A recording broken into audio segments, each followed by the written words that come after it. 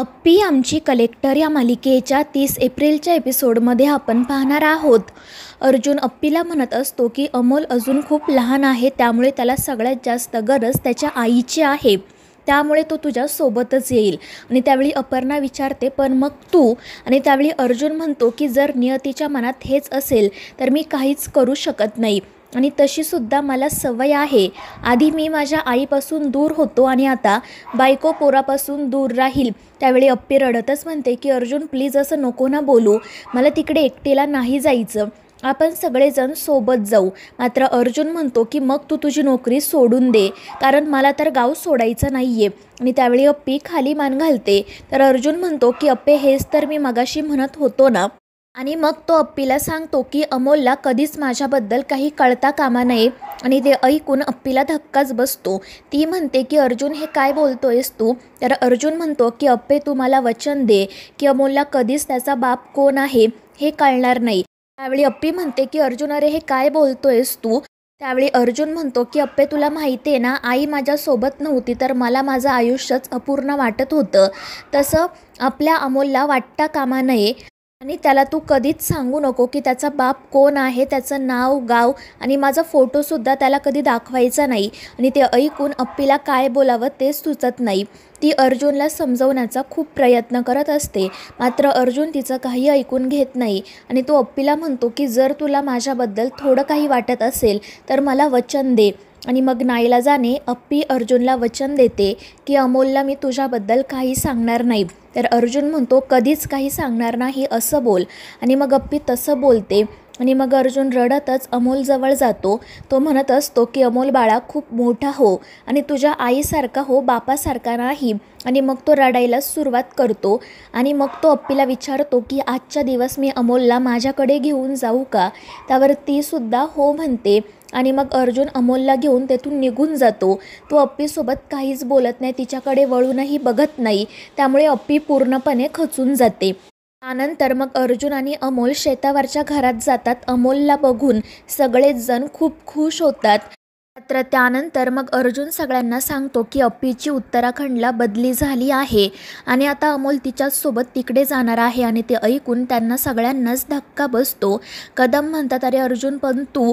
मात्र अर्जुन म्हणतो की मी कुठेही जाणार नाही, मी फक्त अमोलला आजच्या दिवसापुरतं माझ्याकडे घेऊन आलो आहे. आणि मग तो अमोलला घेऊन तेथून निघून जातो. तर त्याची अवस्था बघून सगळ्यांनाच वाईट वाटते. तर दुसरीकडे अपर्णाची जाण्याची सगळी तयारी झालेली असते. आई तिला समजावत असते तर ती रडतच म्हणते की मी खूप प्रयत्न केला ग, मात्र अर्जुन माझं काही ऐकायला तयारच नाही. त्यावर तिची आई म्हणते की बाळा तू काळजी करू नको, माझी खात्री आहे की अर्जुनराव जास्त दिवस अमोलपासून दूर राहू शकणार नाही. तर रुक्मिणी तिला समजावत असते की तुझी आणि बाळाची व्यवस्थित काळजी घे. आणि मग अप्पी तेथून जाण्यासाठी निघते. दुसरीकडे कदम अर्जुनसोबत बोलण्याचा प्रयत्न करत असतात, त्याला समजावत असतात. मात्र अर्जुन म्हणतो की मी जो निर्णय घेतला आहे तो अगदीच योग्य आहे आणि जर हेच नियतीच्या मनात असेल तर आपणही काहीच करू शकत नाही. त्यावर कदम म्हणतात अरे पण या बिचाऱ्या लेकराचे हाल कशाला? त्यावर अर्जुन म्हणतो की कदम तुम्हाला माहिती आहे ना, आई नव्हती तर माझं जगणं मला असह्य वाटत होतं आणि जर अमोलला कळलं की त्याचा बाप जिवंत आहे तर त्याला किती त्रास होईल आणि कधीतरी भेटणारा बाप अशी सुद्धा मला ओळख नको आहे. त्यामुळे मग मी अप्पीला सांगितलं की तू अमोलला कधीच माझ्याबद्दल काही कळू द्यायचं नाही. आणि त्यामुळे मग कदम काही बोलत नाही. दुसरीकडे अप्पी घरातील सगळ्यांचा निरोप घेते आणि मग ती घरातून बाहेर पडणार इतक्यात तिला त्या घरात घालवलेले सर्व क्षण आठवतात. तिचा त्या घरातून पाय निघत नसतो. तर दुसरीकडे अर्जुन अमोलला घेऊन शेतात बसलेला असतो आणि मग त्यानंतर तो शेतातील माती हातात घेतो आणि त्या मातीचा टिळा अमोलच्या कपाळाला लावतो. आणि हे सगळं बघून कदमांच्या डोळ्यात पाणी येते. तितक्यात स्वप्नील त्या ठिकाणी येतो. तो कदमांना म्हणत असतो की काका तू अर्जुनसोबत बोल, कारण हे जे काही सुरू आहे ना ते मला अजिबात पटलं नाही. मात्र कदम म्हणतात की अर्जुनने अगदी योग्य निर्णय घेतला आहे, त्यामुळे मग स्वप्नीला काही बोलू शकत नाही. दुसरीकडे सगळा गाव अप्पीला निरोप देण्यासाठी एकत्र जमलेला असतो.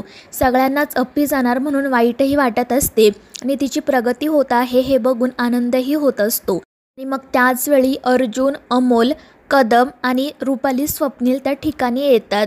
अप्पी त्यांच्याकडे बघत असते, मात्र अर्जुन अप्पीकडे बघतही नाही. तर रुपाली मध्येच म्हणते की खरं तर अपर्णाने जायला नकोच होतं. तर अपर्णा म्हणते की ताई जर माझ्या हातात असतं तर मी नसते गेले.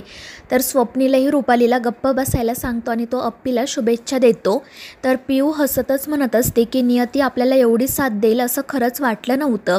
तर सुजा देखील म्हणत असतो की अगदी खरं बोललीस, आता बघ मी आपलं घरसुद्धा कसं माझ्या नावावर करून घेतो.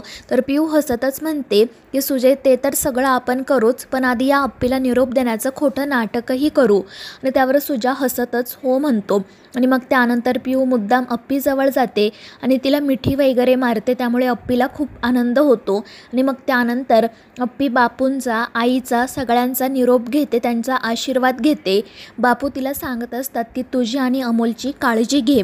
आणि मग त्यानंतर टिप्या अप्पीला सांगतो की दिदे लवकर चल, तुला पुण्याला सुद्धा जायचं आहे. आणि मग त्यानंतर अप्पी कदमांकडे जाते. ती कदमांचा आशीर्वाद घेत असताना त्यांना म्हणते की बाबा तुम्ही स्वतःची काळजी घ्या.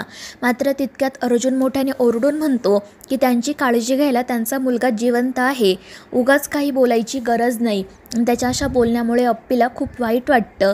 आणि मग अर्जुन अमोलला तिच्याकडे सोपवतो आणि त्यावेळी अप्पी काही बोलणार इतक्यात अर्जुन पाठीमागे वळून कदमांना मोठ्या आवाजात म्हणतो की चला इथून. आणि त्याचं असं वागणं बघून अप्पीला खूप वाईट वाटतं आणि मग ती काही न बोलता तिथून निघून जाते. त्यानंतर तिची गाडी तेथून जाण्यासाठी निघते आणि मग अप्पी तेथून गेल्यावर प्रत्येकजण आपापल्या मार्गाने निघून जातो. तर मित्रांनो, या मालिकेच्या पुढील भागांच्या अपडेट्ससाठी आपल्या चॅनेलला सबस्क्राईब करा.